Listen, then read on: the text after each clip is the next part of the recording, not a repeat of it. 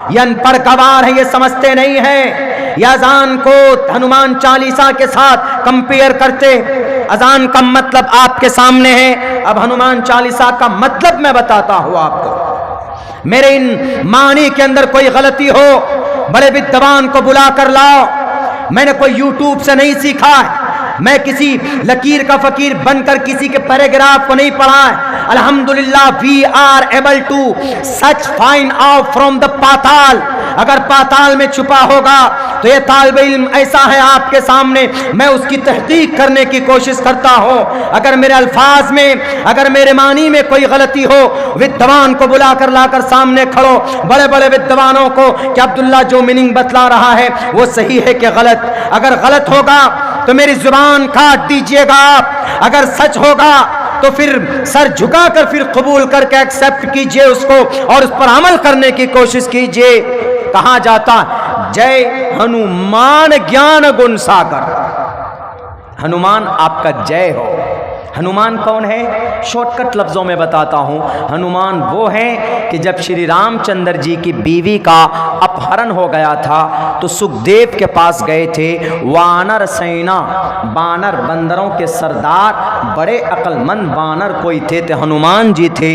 तो सुखदेव से कहा श्री रामचंद्र जी ने कि सुखदेव, मेरी बीवी का अपहरण हो गया, किडनैप हो गया है, मुझे ढूंढना है, इसलिए कोई मुझे दो मदद के लिए। तो उस वक्त हनुमान जी को सुखदेव ने दान दिया था मर्यादा पुरुषोत्तम रामचंद्र जी को। तो श्री राम ने कहा था कि जाओ सीता को ढूंढ करके लाओ। तो ये वो हनुमान, हनुमान का असल मतलब पुण्य करने वाली जात। हनुमान का एग्जैक्ट मीनिंग पुण्य करने वाली जात। सेम इस मेथड को पढ़ेंगे और अबरहा और काबतुल्लाह के वाक़यात को, जो अस्हाब फील का जो वाक़या है वो मिलाएंगे, सेम एकदम बिल्कुल मैच करेगा। तो ये हनुमान। तो अब हनुमान के लिए देखिए इस मंत्र में जय हनुमान, हनुमान आपका जय हो। ज्ञान गुण सागर, जो ज्ञान वाले हैं, गुण वाले हैं, ज्ञान गुण के सागर हैं, बहुत ज़्यादा जानकारी रखते हैं। जय हनुमान ज्ञान गुण सागर। जय कपीस ते हो लोक उजागर, कपीस भी हनुमान जी के नाम। आपका जय हो कपीस, ते हो लोक, तीनों लोक में, भूलोक में, स्वर्ग लोक में, नर्क लोक में भी, जहन्नम और जन्नत में भी, और मौजूदा इस जमाने में भी आपका कीर्ति है, आपका प्रचार है, आपकी तारीफ होती। जय जय हनुमान ज्ञान गुण सागर, जय कपीसते हो लोक उजागर। और आगे क्या कहा? रामदूत अतुलित बलदामा, राम के आप फरस्तादा हैं, बलदामा बहुत ज्यादा बलशाली हैं आप। इसलिए बलशाली हैं कि श्री संजीवनी की बूटी चाहिए थी, तो श्री रामचंद्र जी ने कहा ढूंढ कर लाओ पहाड़ों में। तो पहाड़ को ढूंढा, पहाड़ में ढूंढा, वो बूटी नहीं मिली। लक्ष्मण की जान बचाने के लिए मैं ये तारीख इसलिए पेश कर रहा हूं, अगरचे देवमालाई कहानी है, ताकि आपको समझ में आए और उन इलिटरेट जाहिल नहनजारों को पता चले जो हनुमान चालीसा को अजान के साथ मिलाते, कंपेयर करते। जब मतलब सामने आएगा आप खुद कह दोगे कि दूध का दूध, पानी का पानी। हनुमान चालीसा का क्या मतलब है, अजान का क्या मतलब? जब उन्होंने कहा कि जाओ संजीवनी की बूटी लाओ, तो संजीवनी नहीं मिली, बूटी नहीं मिली, पूरे पहाड़ को उठाकर लेकर आ गए श्री राम। इसलिए बलदामा अंजनी पुत्र पवन सुतनामा, हनुमान का कोई माँ बाप नहीं है, इसलिए कहा गया अंजनी। अंजनी यानी वो जन्मे नहीं है, अजन्मी, अजनिमा, अंजनी पुत्र पवन सुतनामा। हमेशा पवन पे रहते हैं, पहाड़ों में रहते हैं, इधर से उधर फिरते हैं। उसके बाद आगे मरतर है महावीर, विक्रम, बजरंगी, तीनों नाम है, महावीर, विक्रम, बजरंगी। आगे जो जुमला है बहुत अच्छा है, कुमति निवार सुमति के संगी, कि ये हनुमान वो है जिसके दिमाग में भूसा भरा होता है ना राजनीति का, जिसके दिमाग में भूसा भरा होता है तशद्दुद का, नफरत का, तो कुमति निवार, तो उसके दिमाग को अपने वज्र से मारकर उसको सीधा करते हैं। कुमति निवार सुमति के संगी, और जो अच्छाई का साथ देता है यह हनुमान उनकी मदद करते। आगे जुमला है कंचन वरन विराज सुबेशा, कानन कुंडल कुंचित केशा, घुंघरे आले बाल, सिर्फ नाम से काम नहीं चलेगा कि मैं हनुमान जी का भक्त हूँ। आपने देखा होगा न्यूज़ में, एक न्यूज़ रिपोर्टर कहता है कि बड़े हनुमान चालीसा पढ़ते हो, पढ़कर बताओ, तो एक दो लाइन पढ़ने के बाद बाबा बाबा बाबा करना शुरू हो जाता है। हनुमान चालीसा से मोहब्बत है तो हनुमान चालीसा में जो पैगाम दिया गया उसको अपनाने की कोशिश कीजिए। कंचन वरन विराज सुबेशा, कानन कुंडल कुंचित केशा, कान में बाली घुंघराले बाल, पीले रंग थे इनके। ये पूरे हनुमान चालीसा में सिर्फ हनुमान जी की तारीफ है, किसी ईश्वर की तारीफ नहीं है। एक व्यक्ति की और एक वानर की तारीफ है। और अजान शुरू से लेकर आखिर तक किसकी तारीफ है? अल्लाह की तारीफ है। एक तरफ जो अजान जिसमें अल्लाह की तारीफ और एक तरफ हनुमान चालीसा जिसमें एक वानर की तारीफ, एक वानर हनुमान जी की तारीफ। आप नहीं कंपेयर कर सकते। अलबत्ता आपका एतकाद विश्वास है, आप पढ़िए हनुमान चालीसा, अब्दुल्ला आपको मना नहीं करेगा। आप पढ़िए ब्रह्मा सूत्र, आपको अब्दुल्ला मना नहीं करेगा। आप पढ़िए गायत्री मंत्र, आपको मना नहीं करेगा। आप पूजा कीजिए, आप पैर ऊपर सर नीचे करके पूजा कीजिए, आप खूब भजन कीजिए पूरी रात, अब्दुल्ला आपको मना नहीं करेगा। लेकिन मस्जिद के सामने जाकर, मस्जिद के सामने लाउड स्पीकर और वो डीजे लगाकर हनुमान चालीसा पढ़ना, कुतुब मीनार के सामने जाकर हनुमान चालीसा पढ़ना, कहते हैं कि ये नॉइस पॉल्यूशन है। मौलाना, नॉइस पॉल्यूशन का मतलब ध्वनि प्रदूषण ज्यादा होने लगा। क्यों? 1450 साल से पहले हमारे मुअज्जिन इमाम अजान पढ़ते हैं, तब से लेकर आज तक ध्वनि प्रदूषण नहीं हुआ। क्या आज का मुअज्जिन केमिकल डालकर मुंह में अजान पढ़ता है?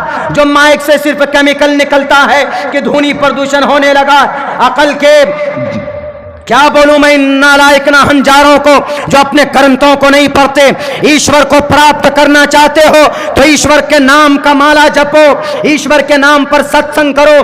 के हे तो ब्रह्मतास्ति सत्संग तीर्थान विचारतोषा, प्रश्नोत्तरीय किताब, जिस किताब का यह मंत्र है उसमें कहा गया ईश्वर को हासिल करना चाहते हो तो ईश्वर के नाम का वर्णन करो, जिक्र करो। ये अजान और मस्जिद और हनुमान चालीसा करके ईश्वर नाराज होता है तुम्हारा। ईश्वर को राजी करना है तो ईश्वर का नाम का तज़किरा करो। लेकिन सिर्फ मुसलमानों को तकलीफ देकर अगर तुम ईश्वर को राजी करना चाहते हो तो नहीं कर सकते। मैं कहना चाहूंगा हमारे भारत के उन लोगों को जो ये कहते हैं कि अजान के जरिए हमारे ईश्वर का अपमान किया जाता है और इन अजान के जरिए से इनके दिल सख्त होते हैं, मुसलमान लड़ाकू बनते हैं। बताओ, शुरू से लेकर आखिर तक ला इलाहा इल्लल्लाह तक किसी भी लफ्ज से यह साबित होता है कि मुसलमानों तुम तशद्दुद इख्तियार करो, मुसलमानों तुम जालिम बन जाओ, मुसलमानों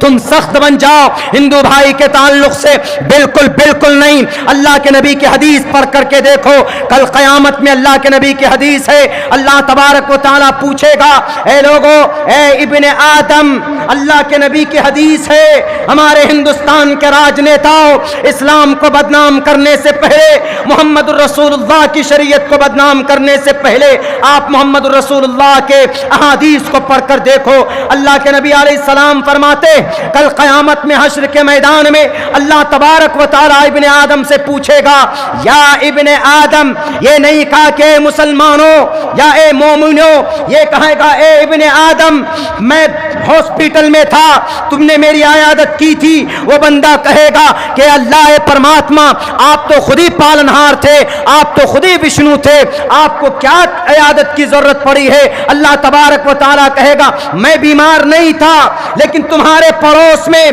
तुम्हारे गांव में एक इंसान, एक इब्ने आदम, एक आदम जात बीमार था, बहुत गरीब था, कमजोर था, तुम उसकी आयादत के लिए गए थे।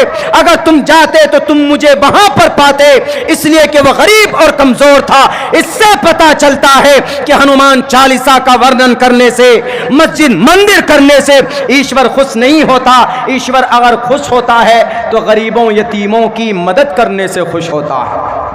अल्लाह के नबी अलैहिस्सलाम फरमाते हैं, अल्लाह तबारक व तआला दूसरा जुमला ये कहेगा कि या इब्ने आदम, मैं प्यासा था, मुझे भूख लगी थी, तो तुमने मुझे खाना खिलाया। तो बंदा कहेगा, बंदा इब्ने आदम का वर्ड है, हदीस में इब्ने आदम। और इब्ने आदम कौन? सिर्फ मुसलमान है? नहीं, इब्ने आदम आपके झारखंड के सीएम साहब भी, आपके झारखंड के आदिवासी भी हैं, यहाँ के हिंदू भी हैं, आपकी इस लछंडे बस्ती के सारे लोग हैं, पूरे इन entire world, all population of the world, जितने भी दुनिया के अंदर इंसान हैं, सबको इब्ने आदम कहा जाता है। ए इब्ने आदम, मैं प्यासा था, मैं भूखा था, तुमने मुझे खाना खिलाया।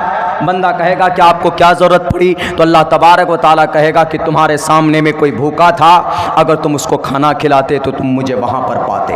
कोई प्यासा था, अगर तुम उसको पानी पिलाते तो तुम मुझे वहाँ पाते। दुनिया वालों, नफरत की ऐनक को निकालो। इस्लाम ये अजान और ये हनुमान चालीसा को कंपेयर करना बंद करो। हनुमान चालीसा एक वानर की तारीफ है और अजान में एक अल्लाह की तारीफ है। अल्लाहु अकबर, अल्लाह सबसे बड़ा, अद्धा देव महान।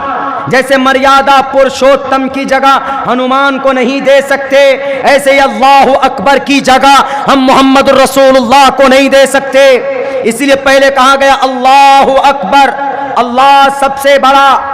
तब तीसरे नंबर पर कहा गया अशहदु अन्ना मोहम्मद रसूलुल्लाह, कि हम गवाही देते हैं इस बात की कि मोहम्मद अल्लाह के रसूल हैं। आप एक तरफ एक वानर को और एक तरफ एक परमात्मा को कंपेयर करते हैं, किस वजह से, किस लिए? गद्दी के लिए न करते हैं मेरे हिंदुस्तान के मुस्लिम भाइयों। और एक बात याद रखो, हम अगर नहीं बोलेंगे अब तो आप ये समझते हैं कि नहीं मौलाना, बोलना भी है और कदम भी बढ़ाना है, हमें दुआ भी करनी है और दवा भी करनी है। आपको पता नहीं बहुत ख़तरनाक सूरत हाल में ये देश जा चुका है, एक नए गुलामी की तरफ। सन 2024 में देखिएगा क्या क्या होता। अभी यूनिफॉर्म सिविल कोड आने वाला, यकसा सिविल कोड। यकसा सिविल कोड हम लोग सोचेंगे पता नहीं क्या है। हमारे अकाबिर से पूछिए, आपके यहाँ इस स्टेज पर भी उलमाए किराम मौजूद। यूनिफॉर्म सिविल कोड, भारत के संविधान को बदलने की बात, मतलब एक देश एक विधान, एक देश एक विधान। कैसे समझेंगे आप इसको? एक देश है तो एक कानून होगा।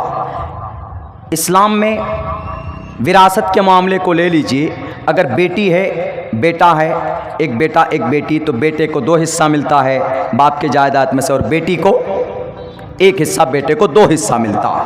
तो हिंदू भाई कहते हैं, लिबरल लोग कहते हैं कि ये तो जुल्म है, इसलिए एक ऐसा कानून बनाओ कि बेटे को 2 हिस्सा मिले तो बेटी को भी 2 हिस्सा मिले। वो ज़ाहिरी एतबार से देख रहे हैं, लेकिन अल्लाह तबारक व ताला ये निज़ाम, ये कानून क्या मोहम्मद रसूलुल्लाह का बनाया हुआ? क्या किसी आलिम दीन का बनाया हुआ? क्या किसी विद्वान का बनाया हुआ? बिल्कुल नहीं, ये अल्लाह का बनाया हुआ।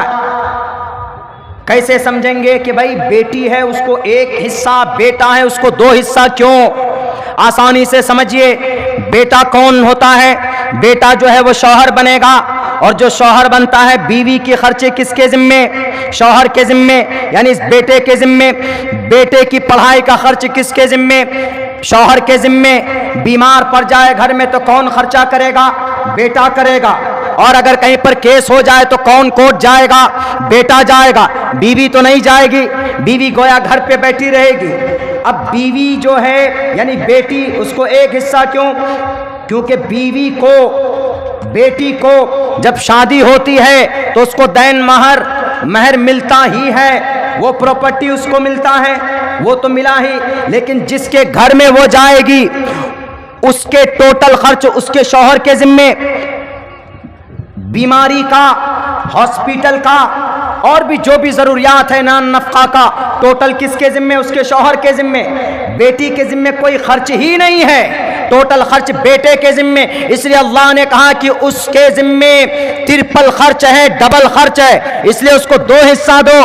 बेटी घर में बैठकर सिर्फ जजमेंट देती, बेटी घर में बैठकर सिर्फ कपड़े धोती, बेटी घर में बैठकर सिर्फ घर को संभालती है, इसलिए बेटी को 1 हिस्सा मिलना चाहिए, बेटी को 2 हिस्सा मिलना नहीं मिलना चाहिए। लेकिन भारत में जो कानून आने वाला, यकसा civil code, uniform civil code जिसको कहा जाता है, are we ready for the uniform civil code. Bharat के अंदर एक कानून बनने वाला है, हिंदू हो कि मुसलमान हो कि क्रिश्चियन हो कि जैन हो कि बौद्ध हो, सबको यूनिफॉर्म सिविल कोड को एक्सेप्ट करना पड़ेगा। संविधान में तो पास हो जाएगा, ये पार्लियामेंट में पास हो जाएगा, राज्यसभा में पास हो जाएगा, ऑर्डिनेंस भी आ जाएगा, राष्ट्रपति भी सिग्नेचर कर देगा, लेकिन इंप्लीमेंट कैसे होगा? शादी कैसे की जाएगी? मुसलमान कहेगा कि हम तो काजी को बुलाएंगे, हिंदू पंडित कहेगा हम तो पंडित जी को बुलाएंगे, चर्च वाला कहेगा कि जना हम तो राहिब को लाएंगे, कलीसा वाला कहेगा हम किसी और को लाएंगे, और जनाब गुरुद्वारा वाला कहेगा कि हम अपने गुरु को लाएंगे। कैसे अमल करोगे? जब नमाज की इबादत की बारी आएगी, कोई कहेगा कि हम भगवान को पूछते, कोई कहेगा कि हम अल्लाह की इबादत करते। कैसे होगा? आपके ये साउथ के एरिया में अलग भगवान, और जनाब नॉर्थ में चले जाइए अलग भगवान, खुद वहां झगड़ा हो जाएगा। एक कहेगा कि हम गणेश को मानेंगे, एक कहेगा कि नहीं हम विघ्नहर्ता, हम हनुमान जी को मानेंगे, और कोई कहेगा कि हम कृष्ण को मानेंगे, कोई कहेगा कि हम राम को मानेंगे। एक खुदा पर आप ला सकते हो? नहीं ला सकते, किसी भी कीमत पे नहीं ला सकते आप। इसीलिए इस देश को अथाह दर्जे को कमज़ोर करने के लिए पूरी प्रयास और पूरी कोशिश की जा रही है। मेरे भाइयों, हमें यह बात इसलिए कहनी पड़ रही है आज आप लोगों के सामने कि अपनी ज़ुबान को खोलने का वक्त आया है। अल्लाह तबारक व तआला ने भी कहा, ए मोहम्मद आप उठिए, अब इन मुशरिकीन का, इन कुफ़ार का, इनके एतराज़ों का आप ज़र्रा बाबर फ़िक्र मत कीजिए। फ़ज़दा बिमा तुअमर व आरिज़ अनिल मुशरिकीन, जो अहकामात हैं कुरान के वो बयान कीजिए लोगों के सामने, जो शरीयत के फ़वाइद हैं वो लोगों के सामने बयान कीजिए। अगर आपके अजान पर इल्ज़ाम तुहमत लगता है तो जलसा कायम करके बताइए, कॉन्फ्रेंस कायम करके बताइए कि हम इस देश के अंदर हम टोपी दाढ़ी वाले अजान अगर देते हैं, नमाज पढ़ते हैं, तो ये सिर्फ हमारी जबरदस्ती का कोई अमल नहीं है, बल्कि हमारा ईश्वरीय ग्रंथ कुरान ने ऑर्डर दिया और भारत के संविधान ने उसको एक्सेप्ट किया है। नहीं माने वो तो भारत के संविधान का आर्टिकल 25 उठाकर बताना और कहना freedom of conscience, free profession, practice, propagation of the religion.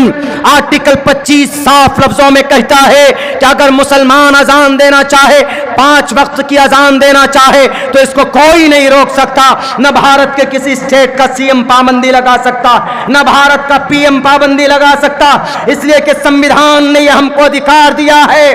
और हमारी मस्जिद पर अगर बुलडोजर चलता है, मस्जिद पर अगर हमारी अजान पर पाबंदी लगती है, और यूं कहा जाता है, कोई भी पिटीशन डालता है और कहता है कि इस मस्जिद के नीचे तो शिवलिंग है, इस मस्जिद के नीचे 22 कमरे बंद है, रिसर्च करना चाहते हो बेवकूफो, मदरस रिसर्च करने की जगह स्कूल है, स्कूल जाओ ना, एमए करो। हाई कोर्ट ने कहा, उत्तर प्रदेश के कोई साहब थे, वो गए वहां पे, कहा कि हम ये ताजमहल के नीचे जो 22 कमरा है ये बंद है, इसको खुलवाइए सर, हम इस पे रिसर्च करना चाहते।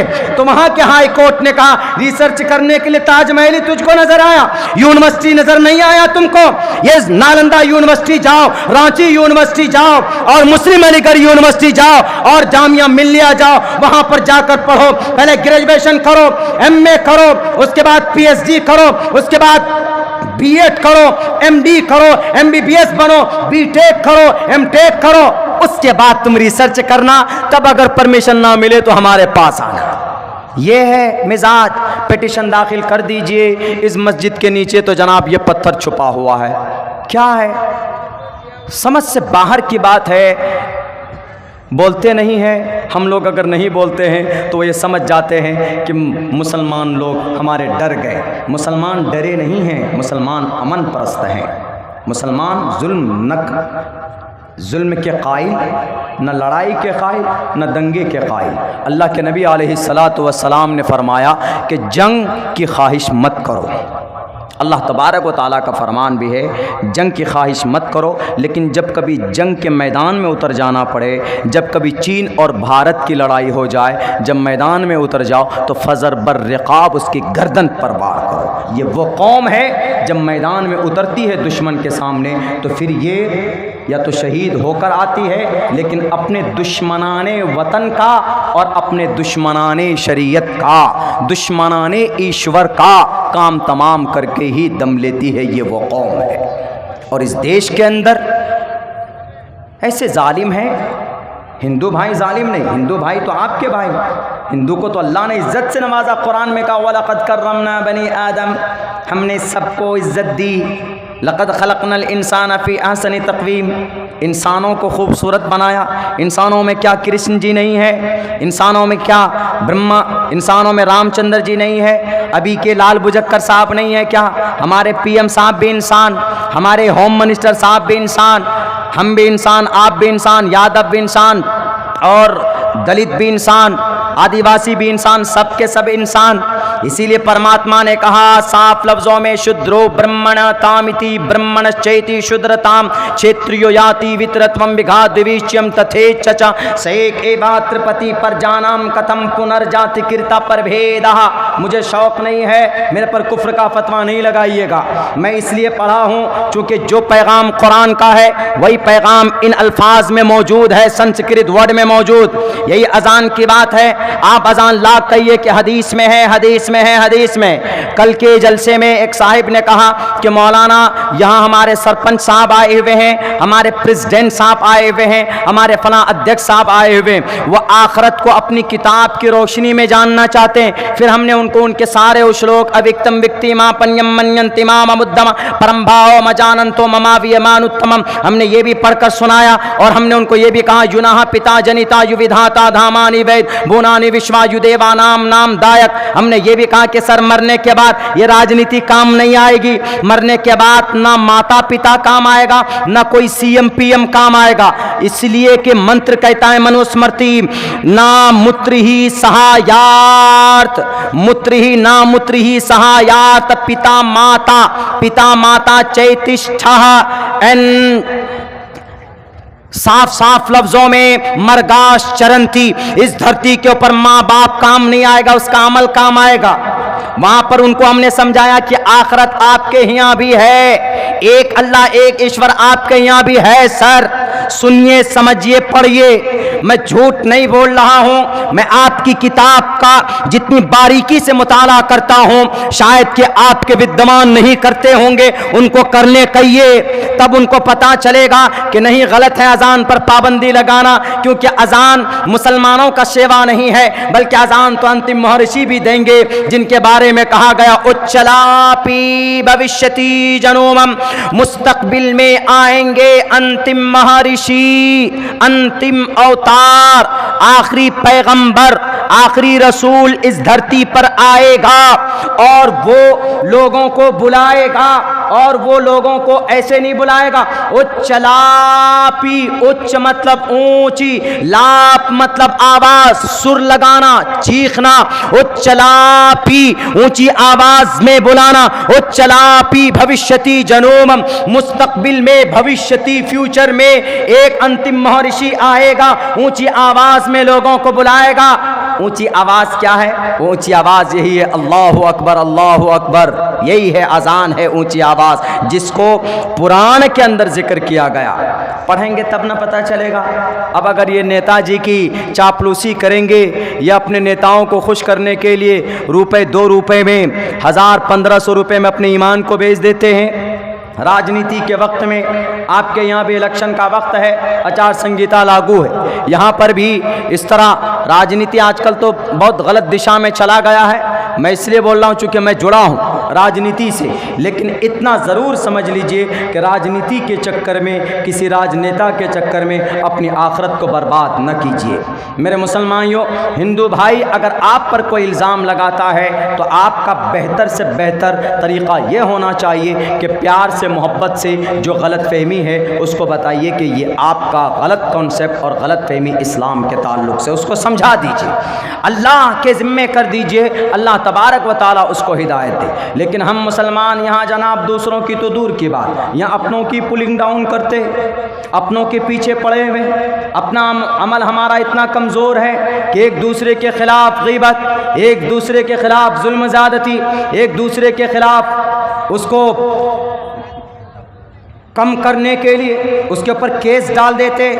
मुसलमान कितने हैं? वजू के फ़राइज़ पूछ लीजिए तो confidently I said I tell you, you are not able to tell me the all the फ़राइज़ ऑफ वजू। वजू के फ़राइज़ हमारे नौजवान नहीं बता पाएंगे। नमाज में क्या फ़राइज़ है, शराइत नमाज क्या है, अरकान नमाज क्या है, गुस्ल में क्या फ़र्ज़ है, तयम्मुम में क्या ज़रूरी है, नहीं बता पाएंगे हमारे नौजवान, हमारे मुसलमान नहीं बता पाएंगे। दूसरों की तो दूर की बात, जब हम रूहानी एतबार से इतने कमज़ोर बन जाते हैं, जब हम शरीय एतबार से इतने जाहिल बन जाते हैं, सिर्फ दूसरों की बुराई करने में आगे, नहीं जनाब इसको वोट नहीं देना है, ये ऐसा है, नहीं जनाब ये तरक्की क्यों कर गया, जरा तहकीक तो करो, अरे इसकी तो वहां से फंडिंग होती, ये तो इसका तो 2 नंबर का काम है, ये तो ऐसा करता है, वो वैसा करता है। एकदम सिर्फ एक दूसरे के खिलाफ गंदी बात में अपनी जुबान को इस्तेमाल करते। कि अल्लाह के नबी की हदीस नहीं है, ला यदखुलुल जन्नत क़त्तात, a person will not enter the paradise who talks about other ill. अगर कोई किसी के बारे में गलत बात करता है, अल्लाह के नबी का फरमान है जन्नत में नहीं जाएगा। मुसलमानों, ला यदखुलुल जन्नत क़त्तात, जन्नत में चुगलखोर नहीं जा सकता। हम लोग अखलाक खो चुके, हम लोग सिर्फ नामी मुसलमान बन चुके हैं। याद रखिए, नामी मुसलमान बनने से हमारा और आपका बेड़ा पार नहीं होगा। आज जालिम दंदनाते हैं, वह शराब के नशे में धुत होकर कानून पास करते हैं और आपको गाजर मूली की तरह काटा जाता है। आप अपने घरों में, आप अपने बिलों में बैठ जाते हो, आवाज बुलंद नहीं होती। क्यों? क्योंकि अंदर से आप कमजोर हैं, अंदर से आप खोखले हैं। जब भारत के संविधान ने आपको इजाजत दी, अगर तुम्हारी अजान पर पाबंदी की बात लगाए कोई, तो खड़े हो जाना मैदान में और आवाज लगाना, खड़े हो जाना सड़कों पर आवाज लगाना कि अगर धर्म पर अमल करना गुनाह है तो आर्टिकल 25 को उठाकर फेंको, आर्टिकल 21 को उठाकर फेंको, आर्टिकल 30 को उठाकर फेंको, आर्टिकल 14 को उठाकर फेंको, जिसके अंदर कहा गया है freedom of conscience and free profession and practice propagation of the religion. हम अपने धर्म की अच्छाई बयान कर सकते हैं। Freedom of speech, freedom of conscience, आप आजाद हैं। अल्लाह तबारक व तआला से डरो, इन राजनेताओं से नहीं, इन सीएम पीएम से नहीं, इनके कुर्सी से, इनके इख्तिदार से मत डरो। मेरे भाइयों, अगर आपने जालिम के सामने हक बात कह दी तो अल्लाह के नबी का फरमान है कि ये सबसे बड़ा जिहाद। इस वक्त आप तलवार लेकर निकलने की जरूरत नहीं है। तलवार लेकर सिर्फ फतह नहीं होते दुनिया।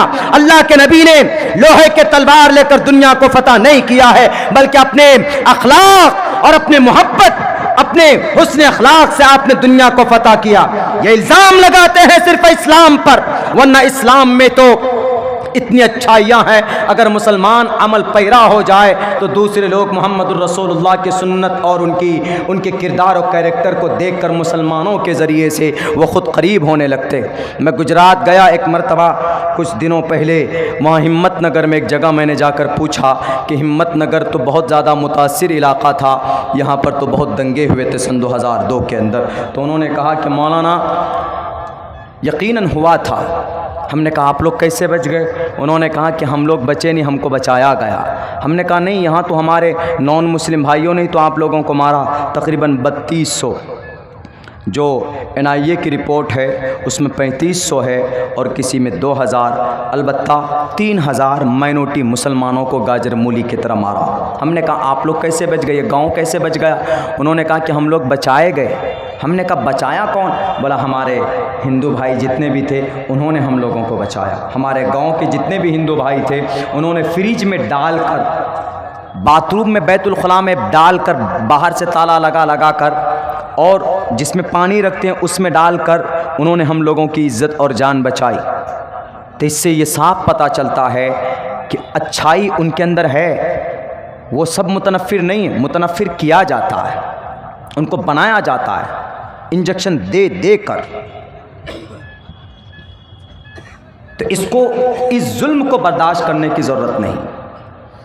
वला तरकनु इलल्लज़ीना ज़लमू फतमस्सकुमुन्नार वमा लकुम मिन दूनिल्लाहि मिन औलिया सुम्मा ला तुनसरून। नौजवानों, दोनों एतबार से मजबूत होना पड़ेगा। अमली एतबार से आपके इस बस्ती के जवानों का मैं दिल से उनको मुबारकबाद पेश करना चाहता हूँ। ये जलसा आपने कायम किया। बहुत से लोग, कुछ लोग जलसे के मुखालिफ होते हैं, लेकिन मैं जलसे को कुरान से साबित करता हूँ। है भी दलील। जलसा अल्लाह का तरीक़ा है। अल्लाह ने 2 मरतबा जलसा किया है। इस्लाह मुआशरा का नहीं, उन्वान अलग था, लेकिन जलसे का मतलब सत्संग का मतलब सारे लोग जुड़कर बैठे और उसमें सच्ची बात हो, तो वो जलसा अल्लाह ने 2 मरतबा किया। 1 मरतबा तब किया जब फरिश्तों को बुला करके कहा था, इन्नी जाइलुन फिल अर्ज़ि खलीफा क़ालू अतजालु फ़ीहा मन युफ़सिदु फ़ीहा। तो सारे फरिश्ते थे। अल्लाह ने तकरीर की कि मैं नायब बनाना चाहता हूँ ज़मीन पर। तो वह जलसा ही तो था ना। एक जलसा आम और एक जलसा ख़ास। और एक जो आम जलसा वो आलम अरवाह में अल्लाह ने कहा था सबको कि अलस्तु बिरब्बिकुम, सारे रूह जितने भी थे, अभी तो 10.5 अरब रूह अरवाह आए दुनिया में इस वक्त, 10.5 अरब हैं अभी जीवित हैं, बाकी सब चले गए। 10.5 अरब अरवाह अभी रूहें मौजूद है। उन सब को मुखातब करके कहा, जलसा करके कहा। जलसा आपने किया, लेकिन इस जलसे को तभी कामयाब माना जाएगा अगर आपकी जिंदगी में नमाज नहीं है तो नमाज पढ़ो। अगर आपकी जिंदगी के अंदर शरीयत का कोई अहम फरीज़ा छूट रहा है तो आप उस पर अमल करो। तभी जाकर अल्लाह इन जालिम बादशाहों से निजात दिलाएगा। वरना हज़रत मूसा की उस हदीस को, उस कौल को नकल करो, याद करो। हज़रत मूसा से अल्लाह तबारक व तआला ने कहा कि ऐ मूसा, जब कोई जालिम बादशाह तुम पर मुसल्लत किया जाता है तो वो इसलिए किया जाता है कि जब तुम्हारे कौम के गुनाह बढ़ जाते, जब नौजवान सेल्फी में मस्त हो जाए, जब नौजवान फिल्म में मस्त हो जाए, जब नौजवान नमाज से दूर होने लगे, जब नौजवान नमाज मस्जिद के आमाल से अफ़ाल से दूर होने लगे, उलमाए किराम को सिर्फ चंदा करने का और सिर्फ 5-10 हज़ार फितरा खाने, ज़कात खाने वाला मौलवी समझा जाने लगे, उस वक्त कौम में अगर ये बीमारी पैदा हो जाए तो ऐसी सूरत में समझ लेना कि मौजूदा वक्त में जो पीएम है, मौजूदा वक्त में जो बुलडोजर चलाने वाले बाबा है, वो समझ लेना कि अल्लाह के तरफ से मुसल्लत किए गए। क्या आप तुम्हारे सामने याद रखो दुनिया वालों, तुमको ये नहीं बचा, तुमको ये जालिम से अगर कोई बचा सकता है तो तुम्हारा कोई पॉलिटिकल लीडर नहीं बचा सकता। बड़े बड़े सियासी लीडर थे माइनॉरिटी के, जेल में डाल दिए गए, कोई पैरवी करने वाला नहीं हुआ। सियासी लीडर ऐसे होते हैं, जब तक आपको उनसे फायदा है, आपसे उनको फायदा है तो हाय हाय बहुत अच्छा एकदम सजा कर रखेंगे, लेकिन जब काम निकल जाता है तो पीछे से लात मार कर घड़े में डाल देते हैं। इसीलिए आपका अगर मुहाफिज पहले नंबर पर कोई है तो मेरे नौजवानों, वो अल्लाह तबारक व तआला आपका मुहाफिज है। वो अल्लाह हेल्पलेस नहीं है, वो अल्लाह पावरलेस नहीं हुआ है। जो अल्लाह अबरहा को, जो अल्लाह तुर्रम खां को, जो अबरहा हिटलर को, जो अबरहा नमरूद को, जो अबरहा फिरौन को, जो अबरहा हलाकू खान को, जो अबरहा तातारियों से आप इस कौम की शरीयत की हिफाजत कर सकता है, वो अल्लाह तबारक व तआला आज भी इस कौम को, इनके मसाजिद को, इनके मदारिस को, इनके मकातिब को, इनके उलमाए किराम को वह हिफाजत कर सकता है। लेकिन ज़रूरत इस बात की कि हमें कनेक्ट होना होगा, हमें अल्लाह से करीब होना होगा, हमें अल्लाह तबारक व तआला की तरफ लौटना होगा। वरना हमें शर्म होनी चाहिए हम लोगों को कि जो काम हम मुसलमानों को करना चाहिए वो बिहार के सीएम साहब कर रहे हैं। जहेज के खिलाफ हमें अभियान चलाना चाहिए, जहेज के खिलाफ हमें शादी में खड़े होने चाहिए हमारे जवानों को, लेकिन वह काम कौन कर रहे हैं? वो काम सीएम नीतीश कुमार कर रहे हैं। सीएम नीतीश ने कहा कि अगर किसी ने जहेज लिया, अगर कंप्लेन हो गया तो लड़का जाएगा अंदर। अल्लाह के नबी की ममानियत जहेज के ऊपर, लेकिन हम लोगों को तकरीर भी करनी चाहिए, अमल भी करना चाहिए। कल एक लेटर निकाला है बिहार के सीएम ने, यूं कहा है कि जितने भी डीएसपी, एसपी के बाद जो होता है डीएसपी होता है, एसपी के बाद डीएसपी होता है, जितने भी एसपी शायद 60 डीएसपी की नियुक्ति होनी, बहाली होनी, उन्होंने एक कंडीशन लगाई। बताइए कितनी अच्छी कंडीशन लगाई, जो अच्छी बात है तो वो तो लेनी चाहिए। उन्होंने एक कंडीशन लगाई कि उन्हीं को लेटर दिया जाएगा कि जो शादीशुदा नहीं हैं और डीएसपी के पोस्ट पे आ रहे हैं, उनसे एक अहद लिया जाएगा कि पहले ये अहद करो कि आप जहेज़ नहीं लोगे।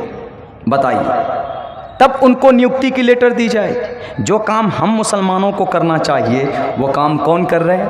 गैर से अल्लाह तबारक व तआला ले रहा। इसीलिए अल्लाह तबारक व तआला ने कहा, या अय्युहल्लज़ीना आमनू मन यर्तद्द मिनकुम अन दीनिही, आप दीन से, शरीयत से फिर जाओगे तो लाल बुजक्कर को खड़ा कर देगा आपके सामने, ऐसे ऐसों को खड़ा कर देगा कि जो बीए, मैट्रिक और इंटर में फ़र्क नहीं जानते हो, ऐसों को आपका वज़ीर दाखिला बना देगा और आपको इन लोगों के ज़रिए से आपको जुल्म का शिकार बनाया जाएगा। इसीलिए मुसलमानों, सबसे पहले किसी पर विश्वास किए बगैर आपको अगर किसी पर भरोसा करना है तो अल्लाह तबारक व तआला की ज़ात पर आपको भरोसा करना है। वही अल्लाह है।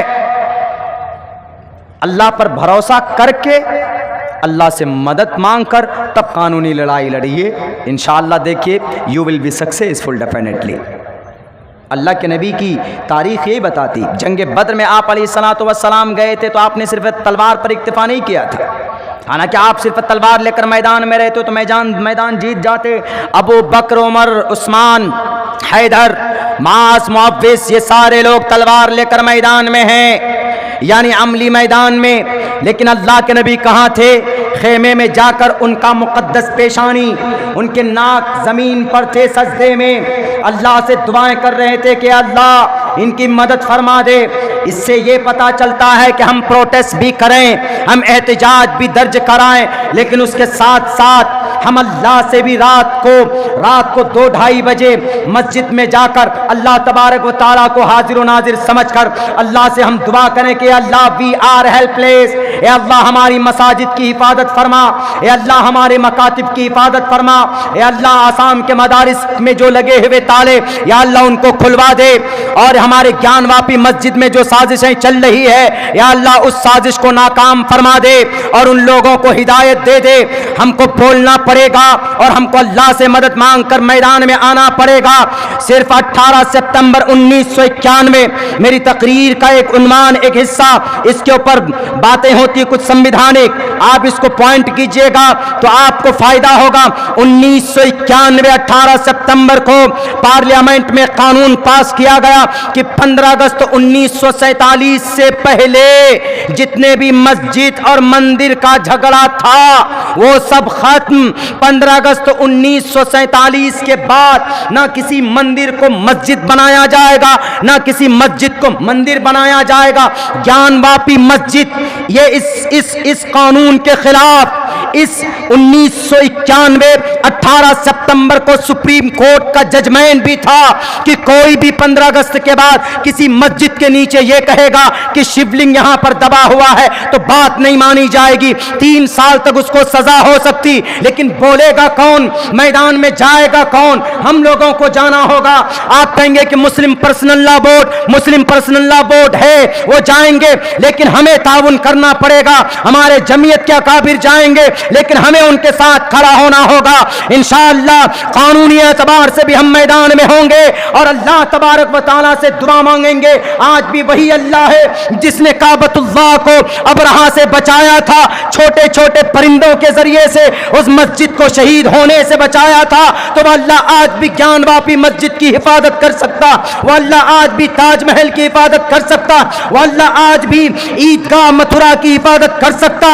आप कहेंगे कि मौलाना अब फिर राम मंदिर का मसला क्यों हुआ? चूंकि राम मंदिर बाबरी मस्जिद का झगड़ा आज़ादी से पहले का था, इसीलिए उसको अलग कर दिया गया इस कानून से कि नहीं, उसका पहले से 1836 से उसका झगड़ा चल रहा, इसीलिए कहा कि उसका मसला चलेगा, 15 अगस्त के बाद भी चलेगा, इसलिए वो चला। बाकी इसके अलावा और कोई मंदिर मस्जिद का कोई पिटीशन दाखिल होता है तो आप उसके ऊपर मानहानि का दावा करके उसके ऊपर केस लॉन्च कर सकते हैं।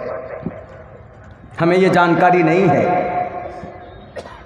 हम अगर कुरान वाले हैं तो कुरान सिर्फ हम लोगों को नमाज नहीं सिखाता, कुरान हमको सिर्फ ज़कात का ऑर्डर नहीं देता। हमने कुरान और साइंस पे शायद कहीं बात की है पिछले रमज़ान से पहले 2-3 जगहों के ऊपर। आप अगर को वो बयान मिल जाए तो आप सुनिए, मुझे तो सारी बातें भी याद नहीं है कि कुरान में अल्लाह तबारक व ताला ने कुरान ही की वजह से जदीद साइंस का मसला हल हुआ है। एक मिसाल देता हूँ, एक बात समझाता हूँ मैं आपको, तब समझ में आएगा। अल्बर्ट आइंस्टाइन बहुत बड़ा साइंसदान, जदीद साइंस का बानी अल्बर्ट आइंस्टाइन, शादीशुदा नहीं था, गैर शादीशुदा। अल्बर्ट आइंस्टाइन 1915 के बाद उसकी वफ़ात हुई। तो जदीद साइंस, जदीद टेक्नोलॉजी जो आज के ज़माने में है, तो उसकी जो बुनियाद उसने रखी वो इस कुरान से रखी उसने। इसीलिए हम कहते हैं कि हमारा ये कुरान सिर्फ नमाज या बरकत या शिफा के लिए नहीं है। अल्लाह ने कुरान में तमाम समस्या, तमाम ज़रूरत की चीज़ें रखी है। तो अल्बर्ट आइंस्टाइन जो 18 साल से एक झगड़ा चला आ रहा था, हल ही नहीं हो रहा था। अरस्तु कुछ और कह रहा था, सकरात कुछ और कह रहा था। किस बारे में? कि ये ज़मीन घूमती है, कि आसमान घूमता है, कि सूरज घूमता है, कोई कुछ। लेकिन अल्बर्ट आइंस्टाइन ने जदीद साइंस की जब बुनियाद रखी, उन्होंने कहा कि आसमान और ज़मीन, चांद सितारे सब घूमते। किसी ने कहा कि यह फार्मूला आपने कहाँ से लाया?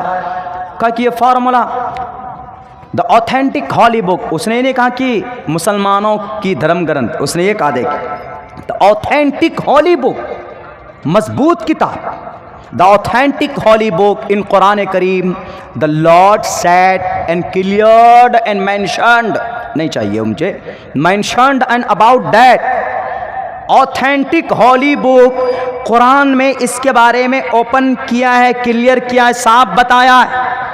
कौन? Albert Einstein. और ये कहा कि साइंसदानों अब तक तुम्हारे सारे फार्मूले बेकार।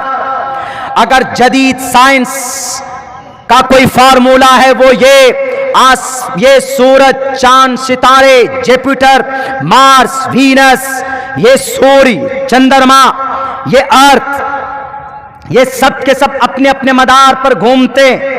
किसी ने दलील पूछी तो कहा कि I read and I study, I found out and this formula from the authentic holy book is called in Arabic language Quran Kareem, the Lord said and the Lord the mention, and before 1450 years back, यानी अब से 1450 साल पहले उसके अंदर बयान किया और ये कहा, हुवल्लज़ी खलक़ल लैला वन नहारा वश्शम्स वल क़मर कुल्लुन फी फ़लकिन यस्बहून। मुसलमानों, अल्लाह ने जदीद साइंस को अगर जन्म दिया है तो इसी कुरान के सदक़े में उनको मिला है।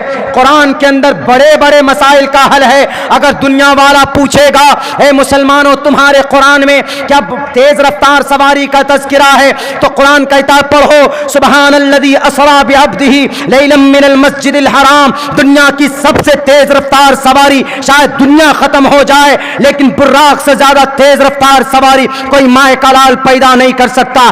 कुरान ये कहता है, अगर भारत का कोई पूछे क्या कुरान में तुम्हारा मिसाइल है, क्या कुरान में तुम्हारा ये अग्नि मिसाइल है, त्रिशूल है जो डॉक्टर APJ अब्दुल कलाम ने बनाया है, तो कुरान कहता है जी आओ कुरान को देखो। कुरान कहता है वयख़्लुक़ु मा ला तालमून, अल्लाह पैदा करता है, पैदा करेगा उन चीजों को जिनको तुम नहीं जानते। अगर कोई मिसाइल बनाता है तो ये इंसान का कमाल नहीं है, बल्कि वो इंसान किससे पैदा हुआ? आदम से। और आदम को अल्लाह ने पैदाइश के जमाने वक्त में ये कहा था, वअल्लम आदम अल अस्मा, ए आदम जाओ, कयामत तक तुम्हारे कोख से, तुम्हारे पसली से, तुम्हारे ये मिन सुल्बी व तराइब, तुम्हारी रीढ़ की हड्डी से जो पानी निकलेगा, और कयामत तक to the day of judgment जितने भी बच्चे पैदा होंगे, चाहे वो अमेरिका में पैदा हो, चाहे वो इसराइल में पैदा हो, वो बच्चा अगर मिसाइल बनाएगा,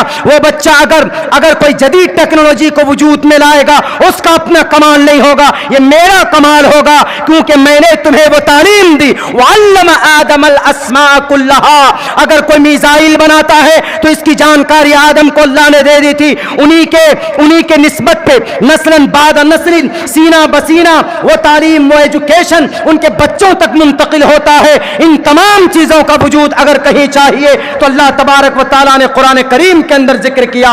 अगर किसी को हवाई जहाज बनाना हो, अगर किसी को बुलडोजर बनाना हो, बुलडोजर लोहे के बगैर नहीं बन सकता, लाल बुजक्कर साहब, लेकिन इस लोहे को कौन पैदा किया? अल्लाह ने पैदा किया। और अल्लाह कुरान में कहता वअनज़लनल हदीद फीही बासुन शदीद, हमने जमीन से हदीद लोहे पैदा किए। और ये पहाड़ देख रहे हो जिनको तुम पिकनिक स्पॉट बनाते हो, जिनको तुम टूरिस्ट पैलेस बनाते हो, ये पहाड़ भी खूबसूरती नहीं, इस जमीन को वजूद में रखने के लिए अल्लाह तबारक व तआला ने बयान किया। पूछो जाकर अमेरिकन साइंसदानों से इन पहाड़ों को क्यों बनाया परमात्मा ने? वो कहते हैं कि ये पहाड़ द अर्थ वॉज थ्रेटिंग, ये दुनिया हिल रही थी तो उनका ये कहना है कि इस पहाड़ की वजह से बोझ है जिसकी वजह से ये ज़मीन नहीं हिल रही है। तो अल्लाह तबारक व तआला ने 1450 साल पहले कह दिया। उनके इस अकीदे को जो आज ये लॉन्च कर रहे हैं, अल्लाह ने कहा वल जिबाल औतादा, हमने क्या बनाया? पहाड़ों को मेख बनाया। मेख किसको बोलते हैं? जो बड़ा वाला घास कांटी होता है ना, उसको मेख बोलते हैं। हमने पहाड़ को ज़मीन के ऊपर एक कील की तरह ठोक दिया है ताकि ये ज़मीन हरकत न कर पाए। तो ये कुरान वो है जिसमें साइंस ही नहीं बल्कि पूरी दुनिया के समस्या का समाधान। आज कुरान पढ़ने वालों को बदनाम कर दिया जाता है। मेरे भाइयों, 2 बजे बैठा हूँ मैं, इसीलिए आप भी बूढ़े हो चुके हैं, अब हम भी बूढ़े हो चुके हैं, इसीलिए बहुत बात करने की शक्ति नहीं रह गई है। बात करने में मज़ा जब आता है जब मजमा भी सुनने में तरोताज़ा हो, उनको उनका मिजाज फ्रेश हो, तो उस वक्त ज़्यादा मुनासिब और बेहतर होता है। अलबत्ता चूँकि एक इंतज़ामिया है, एक निज़ाम है प्रोग्राम का, तो उस हिसाब से चलना पड़ता है। लेकिन इतनी बात मैं ज़रूर कहूँगा आप लोगों के सामने, मुसलमानों, अपने आमाल को हम ठीक करें, अपने अफ़ाल को हम ठीक करें। आज जो दूसरों के हुकूक़ हम मारते हैं, दूसरों के ऊपर तुहमत लगाते हैं, खुसूसन नौजवानों, अपने माँ बाप की खिदमत कीजिए। इन सब टॉपिक के ऊपर बहुत सारी तफसील से बातें हुई है, उलमाए किराम ने की। मेरी बात थोड़ी हटकर होती है, हम हर चीज़ को थोड़ी मिक्स करते हैं, वो इसलिए ताकि जानकारी और ज्ञान हो आप लोगों को। वरना कोर्ट का या किसी कचहरी का, थाने की बात आ जाती है तो हम मुसलमान डर जाते हैं। घबराइए मत किसी भी मैटर से, अल्लाह की ज़ात पर भरोसा करके अगर कोई भी मसला थाने का होता है, कोर्ट का होता है, अगर कोई भी मसला किसी के होता है तो बेहतर लॉयर के पास जा कर के आप अपने समस्या का समाधान कीजिए, उनसे मशवरा कीजिए। लेकिन आप किसी के पास जाएँ क्यों, बल्कि ख़ुद अपने बच्चों को तालीम दीजिए। आप अपने बच्चों को बेसिकली दीनी तालीम दीजिए, उसके बाद अपने बच्चों को कम से कम ग्रेजुएशन ज़रूर कराइए, ताकि आपके बच्चों को ये पता चल सके कि FIR कैसे लॉन्च होता है। और अगर आपकी कहीं पर अरेस्टिंग होती है या आपकी मस्जिद पर कोई बुलडोज़र चलाता है तो उसके क्या कानूनी प्रक्रिया है वो जान सके। ये चीज़ आपको जानना ज़रूरी है। इस देश में रहते हैं तो इस देश के कानून को जानना आपके लिए ज़रूरी है। हम इसलिए डर जाते चूँकि we don't know the completely the Indian constitution, therefore we become helpless. जब कोई इस तरह का मसला आता है तो हम खामोश हो जाते, डर जाते। डरिए मत, अल्लाह से डरिए, कुछ नहीं करेंगे ये जालिम है। खुद इनको अल्लाह तबारक व तआला इनके औकात और इनका मकाम एक दिन पहुंचाएगा, बता देगा इनको। हमेशा कुर्सी इख्तिदार पर कोई नहीं रहा है, ये इज्जत और ये ताकत आती और जाती है। अपनी ज़िंदगी के अंदर सुधार पैदा करें, अल्लाह से करीब होने की कोशिश करें हमारे नौजवानों। तब देखिए कि जवानी बिताने का क्या मज़ा है। रमज़ान के रोज़े आए, रोज़े नहीं रखे, क्यों मौलाना? हमारा 6 पैक मौलाना 4 पैक बन जाएगा, पतले हो जाएंगे। किस लिए जवानी? वन शबाबिही फीमा अपना, पूछेगा अल्लाह फीमा अबला, अपनी जवानी कहाँ पुरानी करके आए। इसलिए अपनी जवानी को अल्लाह के रास्ते में लगाएं, नमाज पढ़ें, पाबंदी से अच्छे काम करें। इलेक्शन का मौका है, एक बात कह के जाऊंगा शरीय एतबार से, मैं किसी की हिमायत नहीं कर रहा हूं। शरीय एतबार से आपका वोट डालना आपके लिए जायज़ है, एक शहादत है। और वोट उनको डालिए आप अपने हिसाब से, आपके चॉइस से कि जो गलत न करता हो, अगर आपके वोट से पैसा लेकर अगर आपने वोट किसी गलत आदमी को दे दिया, या आप जानते हुए भी किसी गलत आदमी को आपने वोट दे दिया, तो वो जीतने के बाद जो भी गलत काम करेगा तो उसका वबाल पहले वोट देने वाले को होता है। क्यों? आपके डिसीजन से, आपकी गवाही, आपने शहादत दी कि ये बढ़िया, लेकिन वो तो शराबी, वो तो कबाबी, वो तो लड़ाकू है, केस लड़ता है या दूसरों के हुकूक मारता है। इसीलिए सोच समझकर अपने वोट का इस्तेमाल कीजिए। दूसरे नंबर पर बिना पैसे का अपना वोट दीजिए। पैसा जो ले लेते हैं, 500 ले लिया, 1000 रुपये ले लिया। पंचायत चुनाव में तो बहुत, हमारे बिहार में बहुत खर्च होते हैं, 70-70, 80-80 लाख रुपए लोग खर्च करते हैं। अगर यही पैसे गरीबों में बांट दे, जब इलेक्शन का मौका आता है तो मुखिया जी, सरपंच जी, ज़िला पार्षद साहब और समिति, ये सब लोग बहुत पैसे खर्च करते हैं, लेकिन जब कोई गरीब कहीं मर रहा हो, तड़प रहा हो, तो उस वक्त नहीं देगा एक भी रुपये। क्यों? उस वक्त आप पैसा लेकर जो वोट देगा, समझ लीजिए, आप जो पैसा लेकर वोट लेता है, ख़रीदता है, वो कभी भी कौम का, समाज का भला नहीं कर सकता। क्यों? उसका अकाउंट तो खाली हो गया है, वो कहाँ से भरेगा? आपके नाम के, आपके लिए जो फंड आएगा वो टोटल पहले अपने अकाउंट में भरेगा। शरीय एतबार से ये जायज़ बिल्कुल नहीं है, आप गुनहगार होंगे। इसलिए मुनासिब जो बेहतर हो आपके हक़ में, आप अपने शरीय वोट का इस्तेमाल कीजिए और फिर अल्लाह से दुआ कीजिए कि अल्लाह तबारक व तआला आपके कौम के, समाज के लिए बेहतर रहनुमाई और नुमाइंदगी करने के लिए कोई अच्छा लीडर को भेजे। अल्लाह से दुआ करूँगा, चूँकि वक्त भी बहुत हो चुका है, सदर साहब की भी बात होनी है, अभी सरप्रस्त साहब की भी बात होनी है। मैं अल्लाह से दुआ करता हूँ कि अल्लाह तबारक व तआला हम तमाम मुसलमान भाइयों को हिम्मत दे, ताकत दे, ज़ुबान में भी ताकत दे और दिल के अंदर इस्तिकामत दे, और डर और खौफ से हम सबको निजात दे, और अपनी शरीयत के मुताबिक मुकम्मल तौर पर ज़िंदगी गुजारने की हिम्मत और जुस्तजू अता फ़रमाए। बहुत बहुत शुक्रिया, जज़ाकल्लाह। अस्सलामु अलैकुम व रहमतुल्लाहि व बरकातहू। अच्छा मौलाना।